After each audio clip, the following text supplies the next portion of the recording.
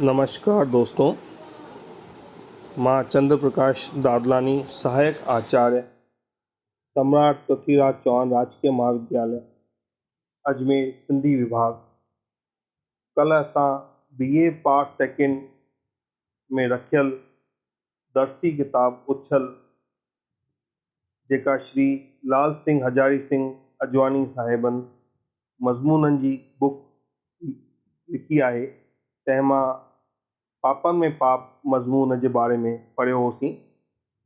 अॼु असां उन खां अॻियां आराम हराम आहे, जवाननि खे ललकार नाले उनवान सां मज़मून पढ़ंदासीं। लेखक हिन मज़मून में लिखे थो त अंग्रेज़ीअ में चवणी आहे त जिन ते देवताउनि जो प्यार आहे से जवानी में गुज़र करे था वञनि। आमतौर इन्हीअ चवणीअ मां मतिलबु कढियो आहे त जिनजी हिते घुर्ज आहे तिनजी हुते बि घुर्ज आहे, ऐं नंढी अवस्था में ई उन्हनि जवाननि जो मृत्यु थो थिए जिन में दैवी गुण चमकनि पिया। पर इन्हीअ चवणीअ जो ॿियो बि गूढ़ो मतिलबु आहे। मनुष्य जातीअ में जे मोर आहिनि, जिन में देवताउनि जो वास आहे, जिन जे हुअण करे जगत सुंदर थो भासे, से कॾहिं बि पोड़िया थी न मरंदा। उहे हिन जहान मां नचंदा टिपंदा, मुश्कंदा कशकंदा जवान मुड़ुस थी हलंदा वेंदा। जेकॾहिं बुज़ुर्गी अकुल ते आहे त न सालनि ते त जवानी बि चुस्ती, कमु करण जी शक्ति ऐं तेज जो ॿियो नालो आहे, न उमिरि ते आहे। असांजे देश में घणेई नंढी टहीअ वारा छोकिरा छोकिरियूं आहिनि जे 100 वेही नथा सघनि ऐं कंहिं बि सख़्त पोरे खां बर आहे, जंहिंजे हृदय में आशा अभिलाषा जी झलक कोन्हे। उन्हनि खे जवान सॾणु अबस आहे। उहे कम उमिरि हूंदे बि पोरनि ऐं निबलनि जे कतार में आहे, ऐं वॾे हूंदे त जीअंदे बि मुर्दनि जे शुमार में ॻणप खपनि। हिन जेको आहे मज़मून में लेखक चवे थो त जवान थी रहण में ई भलो आहे, जवान थी रहण में ई सभु फ़ाइदा आहिनि। वॾनि जी पाण सभिनी पंहिंजे वॾनि जे मुंहं मां ॿुधो हूंदो त सुठनि माण्हुनि जी हिते बि घुर्ज आहे ऐं मथे बि घुर्ज आहे। जेके जवान मुड़ुस आहिनि उहे खिलंदा मुश्कंदा नचंदा टिपंदा हिन जहान मां वञनि था हली, ऐं जिन जी हुते बि ज़रूरत कोन्हे उहे हिन संसार में लोड़े लोड़े वञनि था। हिते लेखक जवानीअ जो मतिलबु इहो न आहे त 20, 22, 24 साले जी उमिरि आहे उनखे जवानी चइजे। अॻियां लेखक चवे थो त हिंदुस्तान में घणेई अहिड़ा नंढी टहीअ जा छोकिरा छोकिरियूं आहिनि जेके सिधो वेही बि नथा सघनि। अगरि उन्हनि खे चयो वञे तव्हां सिधो कुर्सीअ ते वियो त शायदि उहे वेही न सघनि, ऐं उहे चवंदा बि आहिनि त जवानीअ में जूं अथव। इन जो अर्थ इहो ई आहे त जवान हूंदे बि अगरि को उन्हनि खे पोड़िया थो कमु चइजे, को चइजे को ॻरो कमु चइजे त पुटु हीउ खणी कर, त हू शायदि न कंदा। छो उन्हनि खे नाले में जवान आहिनि पर जवाननि जो को उन्हनि ते कोन आहे।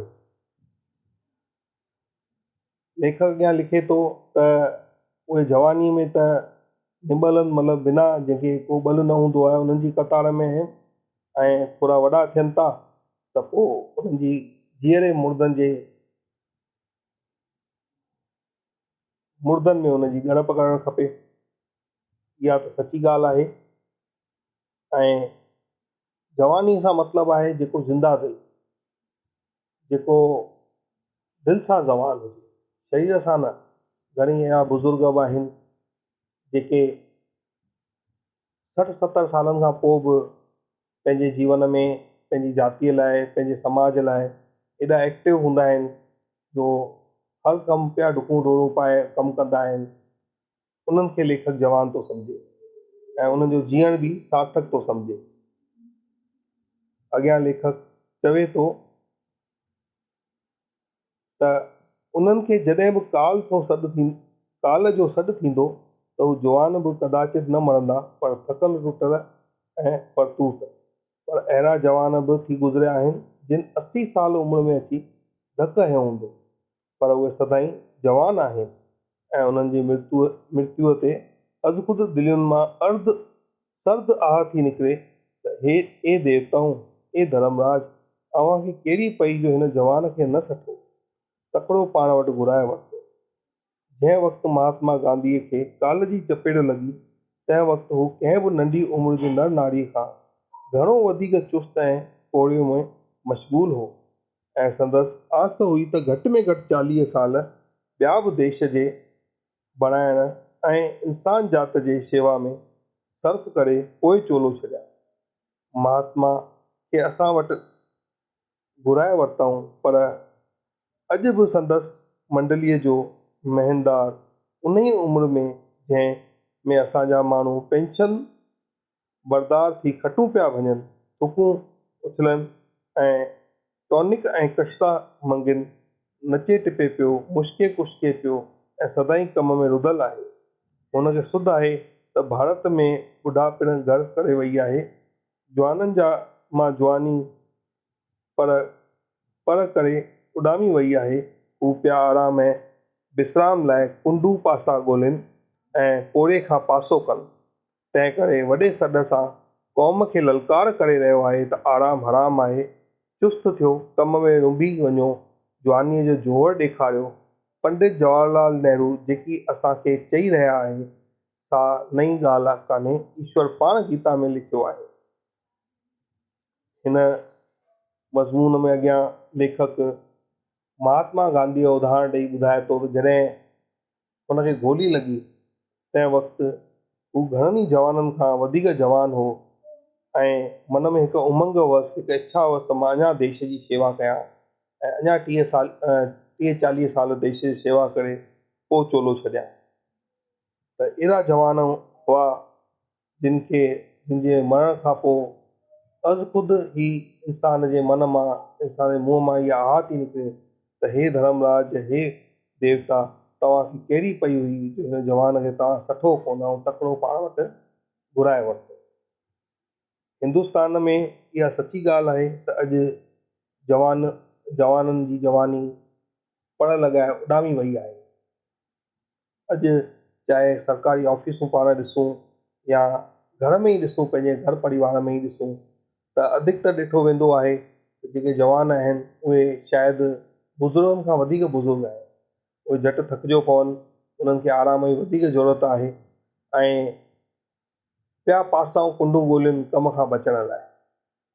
इहो ॾाढो मतिलबु चइजे ग़लति प्रभाव आहे। अॼु हेसि ताईं पढ़ंदासीं, सुभाणे इन ई मज़मून खे अॻियां पढ़ंदासीं त कीअं लेखक अॻियां ॿिया उदाहरण ॾेई करे ॿुधायो आहे त जवान कंहिंखे चइजे ऐं हिंदुस्तान में जवाननि जी केतिरी न वधीक ज़रूरत आहे ऐं असांखे बुज़ुर्गियत छॾे करे पंहिंजे अंदरि जवानी आणणु खपे, ताकी असां पंहिंजे परिवार जो, पंहिंजे समाज जो ऐं पंहिंजे देश जो उद्धार करे सघूं, उन्हनि जे कमु अची सघूं। अॼु हिंदुस्तान जहिड़े विकासशील देश खे जवाननि जी वधीक ज़रूरत आहे। त जॾहिं असां पंहिंजे अंदरि जवानी आणींदासीं, पंहिंजे कम खे महत्व ॾींदासीं, त असां ज़रूरु जेको आहे हिन देश जे कमु अची सघंदासीं ऐं असांजो देश, असांजी क़ौम, असांजो समाज, असांजो परिवार तरक़ी कंदो ऐं असांखे फ़ख्रु महसूसु कंदो। धन्यवाद। सुभाणे अॻिते